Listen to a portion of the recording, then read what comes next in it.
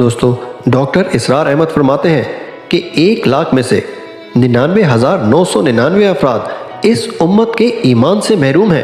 وہ فرماتے ہیں کہ تم مسلمان نسل کی بنیاد پر ہو، قومیت کی بنیاد پر ہو، مسلمانوں کا بیٹا، مسلمانوں کا پوتا، مسلمانوں کا پڑ پوتا مسلمان، یہ نسلی عقیدہ ہے، یہ سنی ہوئی چیزیں ہیں۔ کچھ نام ہیں جو ہمیں بچپن میں سکھا دیے گئے، اللہ، محمد، رسول، قرآن، جبرائیل، یہ نام ہم نے سیکھے ہیں۔ ڈاکٹر اسرار احمد مزید فرماتے ہیں کہ یقین کہاں ہے؟ وہ فرماتے ہیں کہ آج ایمان ہمارے پاس نہیں ہے، موروثی عقیدہ ہے، عبادت نہیں ہے، کچھ رسومات ہیں جن کو ہم فالو کرتے ہیں۔ تو دوستو، ڈاکٹر صاحب کی باتیں بہت گہری ہیں، ہم کو دین کو سمجھنے اور سیکھنے کی اشد ضرورت ہے۔